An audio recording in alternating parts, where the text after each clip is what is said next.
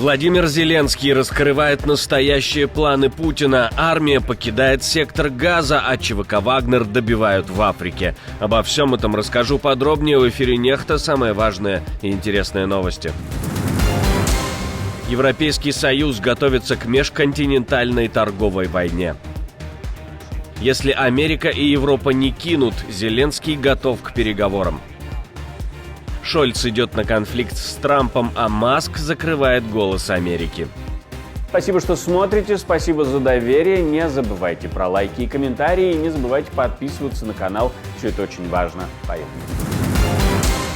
Запорожье в Донецкой области оккупировано российской армией. Также им удалось продвинуться вперед под Зеленовкой и Андреевкой. Как показывают карты ресурса Deep State, они уже достаточно широко обошли Покровск, а на некоторых направлениях устремились к админ-границе с Днепропетровской областью. А вот взять Торецк у оккупантов получилось не совсем так, как они думали. Наверное, представляли, что там флаг поставят и все, город под контролем, но не сложилось. Но сложилось с другими изобретениями. К примеру, из Бахмута в Часов-Яр теперь ведет так называемая «дорога жизни», как ее называют пропагандисты. Это просто дорога, обтянутая сеткой против FPV-дронов. Видимо, в представлении оккупантов жизнь, она вот именно так выглядит. Путин готовит новую кровавую бойню, наращивает армию и ищет союзников для глобальной войны. Пока весь мир надеется на мирные переговоры, президент Украины предполагает, что Путин готовится к еще более масштабной войне. Зараз ми знаємо, наша розвідка нам доповідає, що росіяни створюють нові дивізії, нові військові виробництва. Путін готується зовсім не до перемовин, не до настання миру, а до продовження війни.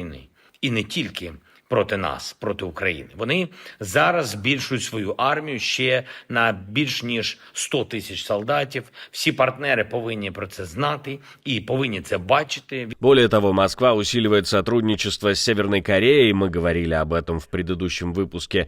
Эти тревожные факты свидетельствуют о том, что Путин не намерен останавливаться на Украине и планирует расширить агрессию на другие страны. Значит ли это, что мирные переговоры, о которых мы говорим давно, и будем говорить еще долго, просто не имеют смысла? Об этом, а также о том, понимает ли президент США, который много раз заявлял о своем желании остановить боевые действия как можно скорее, поговорили с человеком, который отслеживает все подобные процессы, с Тарасом Загородним. Американская дипломатия пытается найти, есть ли какое-то рациональное зерно в Путине, есть ли какие-то его понимание его того, что все нужно прекращать на условиях американцев. Вот, пытается найти, побиться головой об стенку, то, что я называю. Вот, в конце концов, они придут к правильному решению, что Путин невменяемый. То есть тут два сценария. Они будут настаивать, я думаю, что это вопрос уже ведется, перед элитами российскими. Убирайте этого психа, будем тогда разговаривать. До этого времени будем помогать Украине делать то, что мы обещаем делать, а не то, что вы хотите.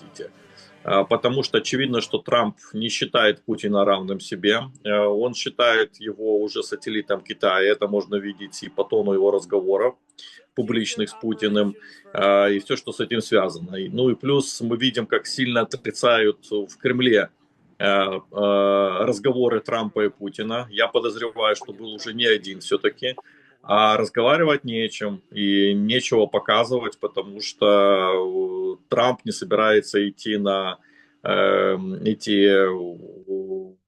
идиотские, я бы сказал, требования Путина. Интересно, что в то же время Владимир Зеленский говорит, что закончить войну в 2025 году абсолютно реально. А как вы думаете? Не забудьте написать свое мнение под этим видео в комментариях. Популяция российских наемников в Африке стремительно уменьшается. На севере Мали колонна золотоискателей, сопровождаемая российскими наемниками из группы Вагнера, попала в засаду джихадистов. В результате нападения погибли не менее 32 человек. По словам выжившего перевозчика, джихадисты устроили засаду на эскорт и открыли огонь по всем без разбора, чтобы вызвать как можно больше жертв. Колонна направлялась из Гао в Ансонга и была атакована в 35 километрах от Гао, недалеко от деревни Кобе. Нападавшие открыли огонь по колонне с обеих сторон дороги, уничтожив 5 грузовиков. Остальные транспортные средства смогли отступить. Ответственность за атаку пока не взяла на себя ни одна из известных группировок. С 2012-го в Мали продолжаются столкновения различных групп, банд, включая Аль-Каиду и ИГИЛ. После переворотов 20 и 21 годов власть захватила военная хунта, которая разорвала союз с Францией и обратилась к России за поддержкой. Олаф Шольц резко раскритиковал предложение президента США Дональда Трампа обменивать военную помощь Украине на доступ к ее полезным ископаемым. Шольц назвал такую идею очень эгоистичной и очень эгоцентричной. Украина подвергается нападению, и Германия помогает ей, не ожидая, что впоследствии за это заплатят. Такой должна быть позиция каждого. Ранее Трамп выразил заинтересованность в соглашении с Украиной о получении редкоземельных металлов в обмен на оружие. Интересно, что похожая идея была представлена президентом Украины Владимиром Зеленским в его плане победы, где предлагалось ЕС и США инвестировать в добычу урана, титана и лития. Шольц уже не впервые критикует подобные намерения Трампа, да и в принципе Трампа, и мы спросили у эксперта, связано ли это только с выборами, и если не с выборами, то с чем? Я считаю, что это виртуальная вообще торговля, что не существует подтвержденных данных, что существуют ли эти редкоземельные металлы в том количестве, которое есть. А Трамп фактически берет в оборот эту виртуальную сделку для того, чтобы пояснять своим избирателям, почему Украине будет помогать. Касаемо Шольца, я думаю, что тут еще такой вопрос, они сами хотели эти редкоземельные металлы, а тут появляются американцы, которые им это не будут давать делать.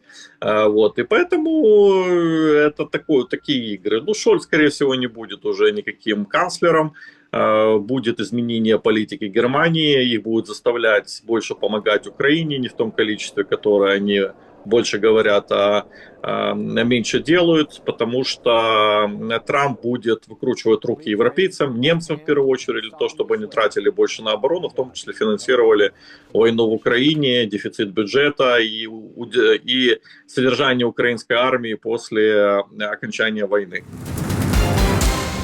Немецкие власти финансируют политические протесты за счет налогоплательщиков. В Германии разгорается скандал. Издание Bild публикует информацию о том, что массовые демонстрации против партии ХДС финансируются из государственных средств. Например, издание утверждает, что протест «Бабушки против правых» получили 18 тысяч евро по одной из программ Министерства по делам семьи и 5 тысяч евро из канцелярии федерального канцлера. Эти группы активно выступают против политики ХДС, что ставит под сомнение нейтральность их деятельности. А я напомню, что в Германии выборы уже совсем скоро, и любая информация может повлиять на их результат. С другой стороны, 8 февраля Германия взорвалась массовыми протестами против правого экстремизма и сотрудничества с ультраправой партией «Альтернатива для Германии». В Мюнхене, к примеру, на акцию «Демократия нуждается в тебе» вышли более 200 тысяч человек, по данным полиции, а организаторы заявляют о 320 тысячах участников.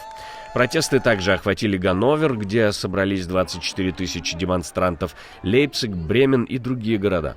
Двери для ультраправых должны оставаться закрытыми.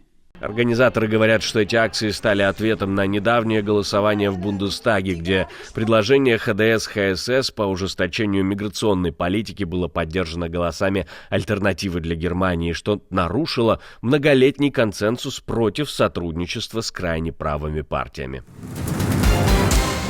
Внезапный поворот в отношениях между Европейским Союзом и Соединенными Штатами. Глава Еврокомиссии Урсула фон дер Ляйен заявила о готовности ЕС к жестким переговорам с Вашингтоном. Она подчеркнула, что Брюссель будет решительно защищать свои интересы, особенно на фоне возможного введения США новых пошлин на европейские товары.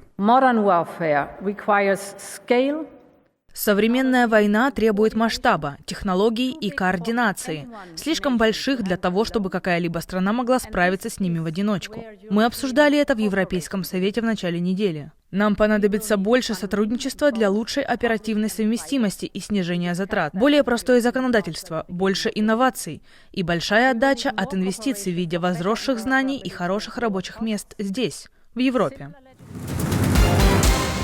Илон Маск хочет закрыть радио «Свобода» и, соответственно, «Голос Америки». Говорит, если не считать бюрократии, то Европа и так свободна, и «Голос Америки» там тоже не нужен. Да закройте их, никто их больше не слушает. Это просто радикальные левые безумцы, которые разговаривают сами с собой, сжигая $1 миллиард в год из налогов американцев. Израильская армия приняла неожиданное решение полностью вывести войска из коридора Нецарим, разделяющего северную и южную части сектора Газа. Официально Израиль заявляет, что этим завершает список выполненных обязательств по договоренностям с Хамас. Но вот будет ли Хамас придерживаться этих самых взятых на себя обязательств? Белорусские власти усилили контроль на границах с Польшей и Литвой, превращая пересечение рубежей в настоящий кошмар. Правозащитники из Вясны сообщают, что силовики не просто проверяют документы, но и требуют доступ к личным телефонам, выискивая неугодные запросы в Google. Любое подозрение, и вы рискуете оказаться за решеткой. Границы страны становятся ловушкой для ее граждан, а личная жизнь открытой книгой для властей. Поэтому будьте аккуратны. Спасибо, что смотрите, спасибо за доверие. Не забывайте про лайки и комментарии, не забывайте подписываться на канал и про кнопочку «Супер спасибо» не забывайте тоже, ведь так вы можете нас поддержать. У меня на этом все. До встречи и хороших вам новостей.